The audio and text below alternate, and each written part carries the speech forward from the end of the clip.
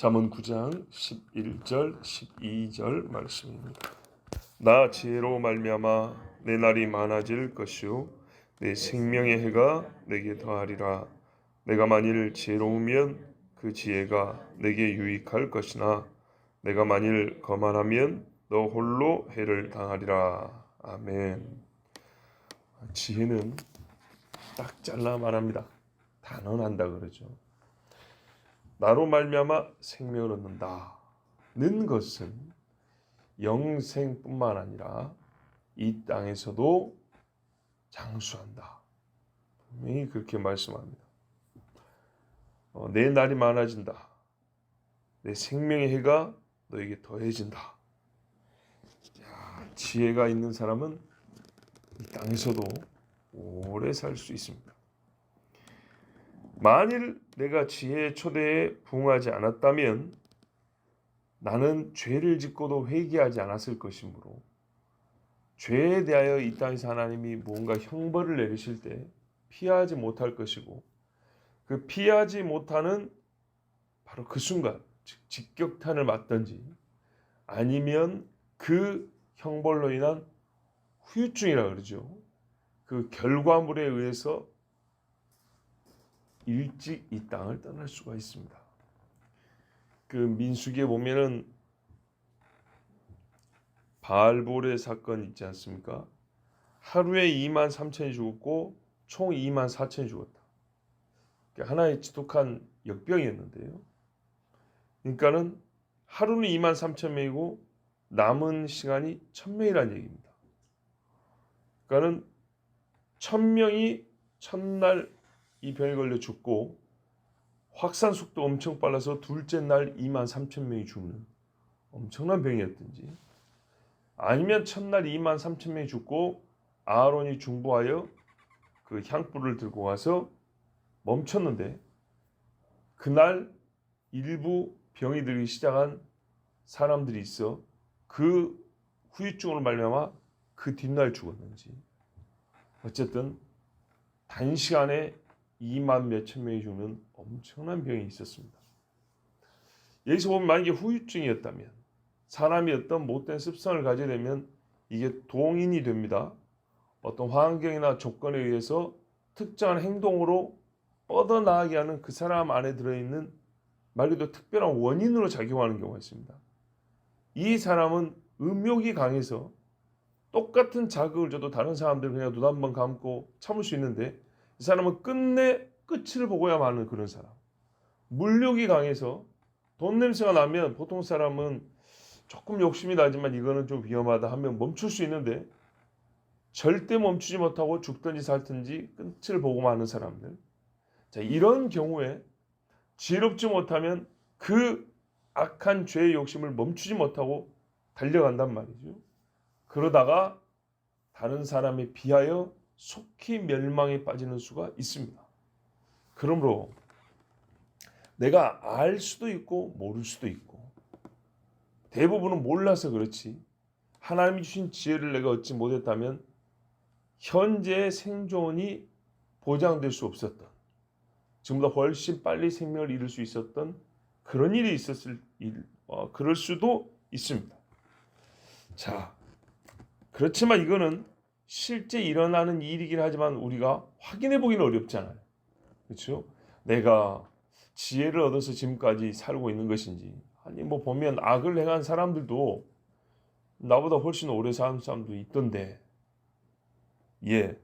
그런 사람이 없다는 게 아니라 남을 볼 게 아니라 나를 얘기하는 겁니다. 내가 만약에 돌이켜보면 과거의 어느 때 만일 그때 예수를 몰랐다면 지금까지 생존하거나 이 건강과 삶의 얻은 복들을 유지할 수 있었을까라는 생각해 보면 그게 불가능하다 할 수 있습니다. 또는 내 주변에 하나님의 지혜를 갖고 있어서 나를 돕는 자가 없었으면 내가 현재 이런 복을 누릴 수 있었을까? 우리가 하나님이 행하시는 손을 다 못 봐서 그렇지 분명히 있단 말이죠. 있는데도 불구하고 한편 또 이게 그거는 눈앞에 보여서 우리가 증명하기는 좀 어려우니까 영적 감동이 있으면 그냥 인정이 될 텐데 감동이 없으면 그건 모를 일이지 이렇게 지나가 버리면 또 할 수가 없죠. 마치 예수님이 우리를 위해 죽으셨는데 믿기 전까지는 예수가 누군지 무슨 일인지 전혀 알지 못하는 것과 똑같습니다. 성령이 감동을 주셔야 2000년 전에 죽은 예수가 나와 상관이 있구나 이런 것처럼 성령이 감동을 주셔야 15년 전에 그때 그 일이 20년 전에 그 사람이 한 일이 현재 나와 상관이 있구나 이렇게 깨닫는 거죠. 자, 그러면 여러분 이거는 어떤가요? 조금 더 우리가 가깝게 들을 수 있는 이야기입니다. 지혜를 얻지 못하였다면 지혜 없는 사람의 삶은 좀 가치가 떨어지죠. 그렇죠? 죄만 더 많이 짓죠. 그래서 하나님께서 빨리 데려가셨을 것을 하나님을 경외함으로 지금 우리가 현재 생존하고 주시는 복을 누릴 수 있다. 자, 이게 확인하기 어렵기 때문에 그냥 인정하면 아멘이지만 굳이 부정하려고 하면 객관적인 증거를 딱 이것 때문이라고 인과관계를 눈앞에 보여주기는 어렵기 때문에 좀 의심스러운 경우가 있을 수 있는데 성경에 이런 인물들은 어찌일까요? 분명히 증거가 있는 인물들이 있습니다.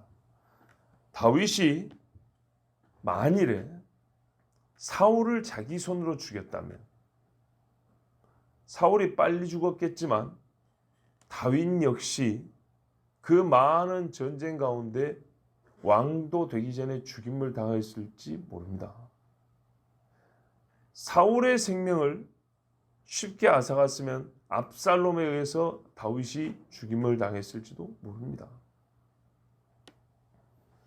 요압이 무고한 피를 흘렸다 했습니다. 아브넬과 아마사라는 장군 군사령관들이 있었는데 분명히 뭐라 그러냐면 성경에는 요압이 자기보다 의로운 자를 죽였다 그랬습니다. 만약에 이들을 죽이지 않았다면 그가 욕심을 버리고 다윗의 다스림에 만족하여 수를 더 누릴 수 있지 않았을까요? 즉 아도니아 반란에 가담하지 않냐고. 정치적 야욕이 엄청 큰 사람입니다. 이 사람이 그걸 다스렸다면 자기보다 의로운 두 장수를 죽이지 않았을 것이고 그래서 욕심을 억누를 사람이었으면 아도니아 반란 때 가담하지 않고 끝까지 다윗에게 충성한 장군으로 죽지 않았을까요? 욕심을 다스리지 못해서 수를 다 살지 못하고 부하였던 분하의 장군이 쳐서 죽여버렸습니다. 여러분 좀 더 눈에 확 들어온 인물이 있습니다. 나발이 지혜로워서 다윗과 그에 따르는 자들에게 먹을 양식을 조금 나눠주었다면 그가 그렇게 일찍 죽을 일이 있었을까요? 고라와 그를 따르던 무리는 어떻습니까? 분명히 광야를 다 지나가고 가나안 땅에 들어갈 수 있었던 사람들인데 헛된 욕심을 부리다가 일찍 죽었습니다. 지혜 없는 사람의 대표적인 경우죠. 발람은 어떻습니까? 하나님의 예언을 입에 받고 이스라엘의 장래를 예언했던 사람인데 한편으로 보면 영의 감동까지 받았는데 불구하고 그가 지혜 없어 육신의 욕심을 쫓다가 여호수아의 칼날에 죽었습니다. 벨사살 왕 아시죠? 바벨론에 그가 조금 더 지혜로웠으면 왜 벽에 나타난 손이 쓴 글씨를 보고 돌같이 굳어 그날 밤에 부하들에게 살해를 당했겠습니까? 헤롯은 방자한 말로 일찍 죽었으니 그가 조금만 지혜로웠으면 하나님께 영광을 돌리고 이 땅에서 그의 수가 더 길지 않았겠습니까? 성경 말씀 그대로입니다. 이들은 다 지혜가 없어서 일찍 죽은 사람들입니다. 지혜로운 자는 하나님께서 주신 수를 누리되 하루하루가 주의 뜻을 채우는 날이 됩니다. 보십시오. 오늘 살고 또 내일 사는데 지혜로운 사람입니다. 지혜가 있는 사람으로 오늘도 살고 내일도 살고 주님 앞에 가는 그날까지 살아갑니다. 지혜가 없는 사람은 어제도 지혜 없이 살았고 오늘도 지혜 없이 살았고 길든 짧든 죽을 때까지 지혜 없는 사람으로 꽉 채우고 죽습니다. 여러분 이 최종 결과물을 봤을 때 지혜 없는 삶, 지혜 있는 삶, 지혜 있는 삶이라고 지혜가 그리스도 메시아 하나님의 아들이 있는 삶 없는 삶 그러니까 천국과 지옥으로 갈릴 수밖에 없죠. 이 땅에서도 하나님 주신 수를 다 누리고 사는 자와 누리지 못하고 죽는 자 이렇게 갈릴 수밖에 없는 거죠.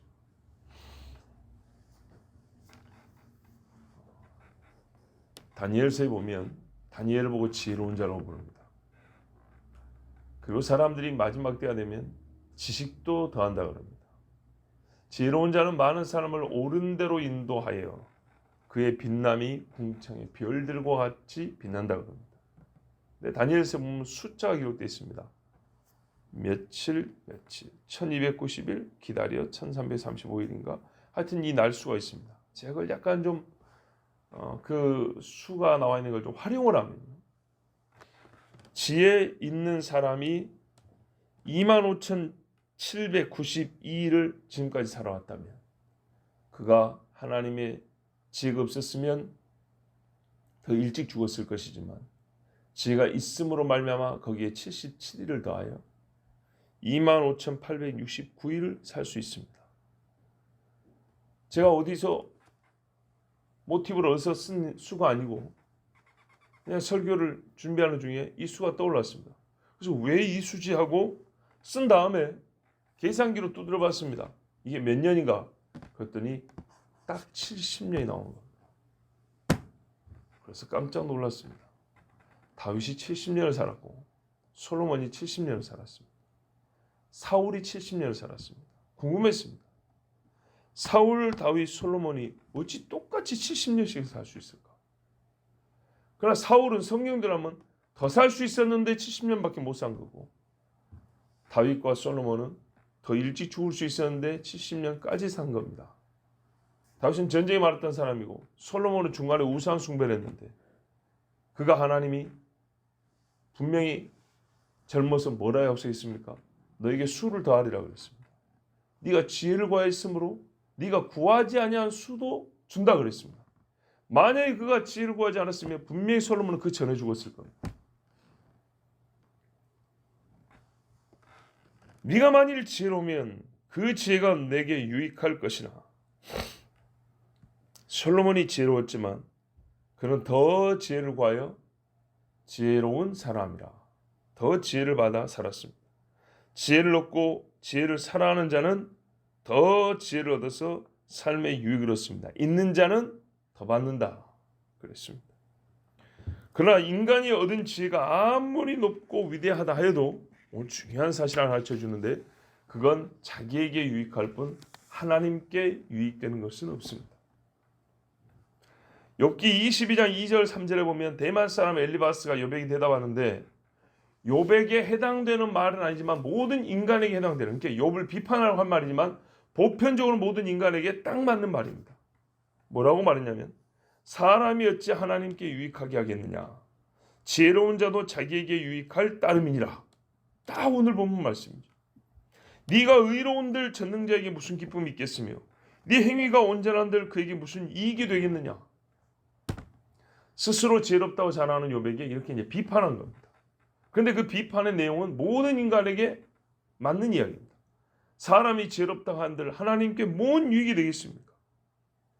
자, 이 엘리바스의 말 뜻에는 속뜻에는 하나님께서 우리 사람을 위하여 지혜를 주셨다.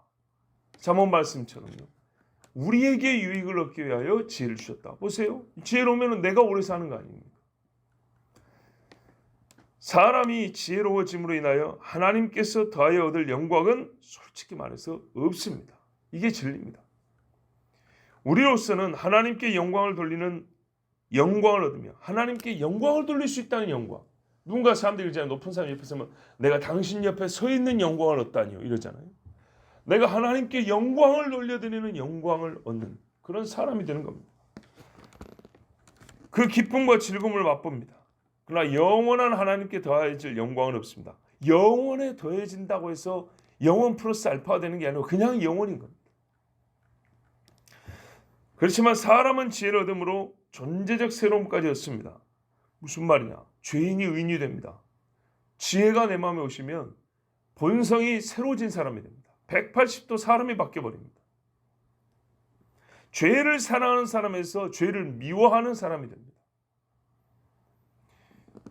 그러니 지혜가 있으면 나 자신에게 좋지 않습니까? 최고로 이익을 얻는 사람은 납니다. 그렇지만 네가 만일 거만하면 너 홀로 해를 당하리라. 야, 이것은 우리가 뭐랄까요? 우리 로마서 들을 때도 참 많이 들은 겁니다. 내가 구원을 받은 것은 하나님의 은혜요. 내가 심판을 받은 것은 내 죄 때문이라. 이미 받은 지혜를 비웃고 거만을 떠는 자는 받은 조그만한 죄도 다 빼앗겨 버립니다. 있는 자는 그 있는 것 아니, 없는 자는 그 있는 것까지 빼앗기리라. 지혜 없는 행위들의 열매를 스스로 다 받아 먹습니다. 사람을 위하여 주신 지혜를 거부한 결과는 바로 그 사람의 것입니다. 성경에는 이런 표현이 상당히 많습니다. 엄청나게 많은데요. 그게 뭐냐면 그의 행위가, 그의 피가 자기 머리에게로 돌아가리라. 이런 말씀이 정말 많습니다. 에스겔서만 할지라도 그들이 나팔소를 듣고도 정신 차리지 아니하므로 그 임하는 칼에 제거함을 당하면 그 피가 자기의 머리로 돌아갈 것이라. 그가 경고를 받았던들 자기 생명을 보존하였을 것이나 나팔소를 듣고도 경고를 받지 아니하였으니 그 피가 자기에게로 돌아가리라.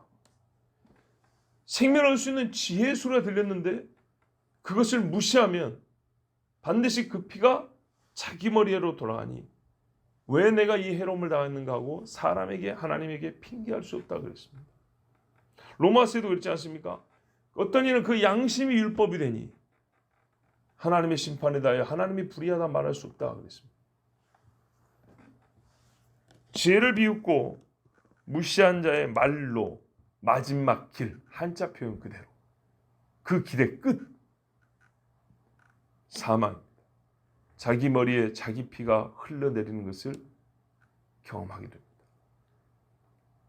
히브리서에 보면 11장에 믿음의 사람들을 쫙 열거해 놓은 다음에 마지막 정리한 말씀이 있습니다. 그 사람들은 다 지혜로운 사람들입니다. 세상이 감당하지 못한 사람들이야. 이 세상이 지혜로 살냐? 바울이 있잖아요. 이 세상 사람의 지혜로는 하나님의 뜻을 알지 못하나 우리가 주의 영을 받아 하나님의 뜻을 분별한다. 이렇게 말했지 않습니까? 히브리서 11장에 보면 그 믿음의 사람들은 이 세상 것이 아니라 하나님의 영의 감동을 받아 정말 지혜로워서 세상이 감당하지 못했던, 세상을 이겼던 사람들이라고 그렇게 기록합니다. 그 말씀을 그대로 뒤집어서 한번 읽어볼게요. 내가 무슨 말을 더하리요?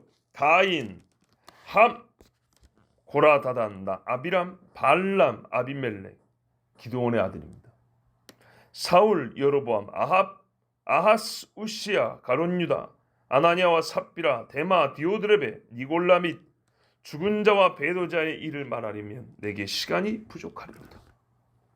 그들은 지혜를 멸시함으로 나라를 빼앗기기도 하며 불의를 행하기도 하며 약속을 잃어버리고 사자들의 입속으로 들어가기도 하며 불의 세력에 타 죽었으며 칼날을 피하지 못하여 몸이 조각났으며 연약함을 벗어나지 못하고 적들 앞에서 공포에 떨다가 허무하게 죽임을 당하였고 이방인들의 진 가운데 끌려가 욕보임을 당하였으며 여자들은 죽은 자들의 시신을 붙들고 여호와의 영광이 떠났다 울부짖었으며 또 어떤 이들은 부활을 믿지 못함으로 심한 고문에 구차히 율법과 십자가를 밟고 풀려났으며 또 어떤 이들은 조롱의 고개를 숙이고 채찍질에 손을 빌었으며 결박과 옥에 갇히기 전에 형제들을 배신하여 은신처를 공개하였으며 돌로 치는 것과 톱으로 켜는 것보다 세상을 사랑하여 일찍이 발길을 돌렸으며 시험은 욕을 위하여 즐기고 칼로 죽임은 선조들의 것으로 이해하여 양과 염소 가지고 옷을 입고 거리를 활보하는 자유 그리스도인이 되었으니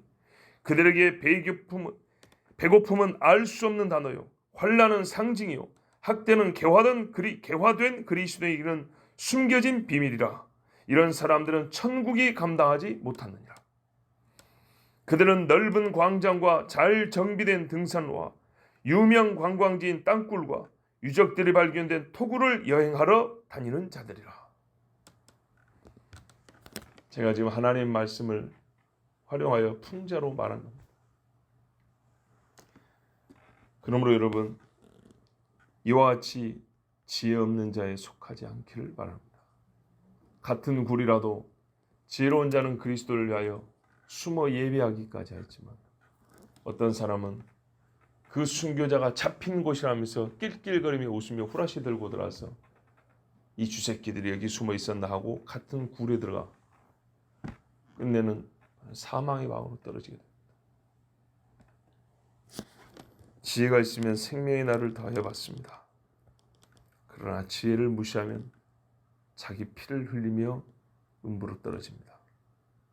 슬피 울며 음부에서 이를 갈리라. 지혜를 사랑하는 자는 지혜가 내 머리에 피를 자기 머리로 돌려줍니다. 지혜가 나를 위해 대신 피를 흘려줍니다. 역시 성경에 얼마나 많은 말씀이 기록되어 있습니까? 베드로후서 2장 25절에 저는 죄를 범치 아니하시고 지혜를 말합니다. 그 입에 괴사도 없으시며 욕을 받으시되 대신 욕하지 아니하시고 고난을 받으시되 위협하지 아니하시고 오직 공의로 심판하시는 자에게 부탁하시며 친히 나무에 달려 그 몸으로 우리 죄를 담당하셨으니 내가 흘려야 될 피를 그가 대신 담당하셨어요. 죄가 없는데도 이는 우리로 죄에 대하여 죽고 의에 대하여 살게 하려 하심이라. 저가 채찍에 맞음으로 너희는 나음을 얻었나니 너희가 전에는 양과 같이 길을 잃었더니 지혜 없는 자였지만 이제 지혜를 받으니까 이제는 너희 영혼의 목자와 감독 되신 이에게 돌아왔느니라. 지혜에게로 돌아와야 돼. 너희가 지혜를 찾고 찾으라 했습니다. 대속의 은총을 받은 여러분, 그러면 우리가 이제 어떻게 살아야 되냐 하면 지혜를 위하여 사는 겁니다. 그러면 누구에게 유익이 있다고요? 나에게 유익이 있다 말씀하셨습니다. 지혜를 위하는 삶만이 지혜와 함께 사는 삶입니다. 자, 우리가 어떻게 살아야 되냐 하면 지혜를 얻었으니까 지혜와 함께 살아야겠죠. 근데 지혜와 함께 사는 최상이 뭐냐? 최상의 방어는 공격이라는 말과 같이 지혜와 함께 살려면은 수동적인 게 아니라 지혜를 위하는 삶이 있어야 되는 겁니다. 지혜를 위함이 아닌 삶은 지혜가 같이 있을 수 없습니다. 반드시 우리의 연약한 마음으로 무지가 들어오고요. 죄가 들어옵니다. 적극적으로 지혜와 함께 사는 삶, 지혜를 위하는 열심이 있어야 됩니다. 지혜를 위하는 삶은 지혜로부터 삶의 모든 유익을 얻는 회생, 최상의 길입니다. 이것을 또한 지혜가 우리에게 오셔서 원한다고 말씀해 줬습니다. 자, 우리에게 지혜가 오신 다음에 지혜가 계속 반복하여 말해줍니다.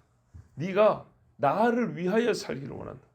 그러면 나와 함께하는 삶을 살 수 있다. 그러나 나를 위하는 삶으로 가지 못하면 절대로 나와 함께하는 삶을 살 수 없고 너는 곧장 다시 무지해질 것이다. 고린도후서 5장 21절에도 하나님이 죄를 알지도 못하신 이를 우리를 대신하여 죄로 삼으신 것은 우리로 하여금 그 안에서 하나님의 의가 되게 하려 하심이라. 그가 모든 삶을 대신하여 죽으심은 살아있는 자들로 하여금 다시는 그들 자신을 위하여 살지 않고 오직 그들을 대신하여 죽었다가 다시 살아나신 이를 위하여 살게 하려 함이라. 고린도서 5장 15절입니다. 아까도 베드로후서 2장에도 뭐라고 되어 있다고요?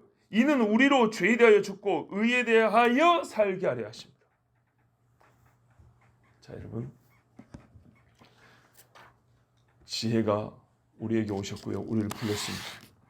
7 기둥을 세우고 우리를 불렀습니다. 우리 역시 아버지의 말씀을 따라 너희는 지혜를 불러 찾으라 그래서 찾았습니다. 만났습니다. 한 번 만나고 헤어지는 데이트가 아닙니다. 동거함입니다. 지혜의 집에서 그 잔치에 함께하고 즐기며 동거하는 겁니다. 그러기 위해서는요, 한 집에서 사는 사람은 사랑함이 있어야 되고 서로 위함이 있어야 됩니다. 그렇지 않으면 한 집에서 살 수가 없습니다. 하나님은 우리에게 지혜를 주시고 동거하라 그럽니다. 지혜를 사랑해야 되고 지혜를 위함이 있어야 됩니다. 왜냐? 지혜는 먼저 우리를 사랑했기 때문에 나를 초대하여 불렀고 나를 위하여 자기를 내어주셨기 때문입니다. 기도하겠습니다. 하나님.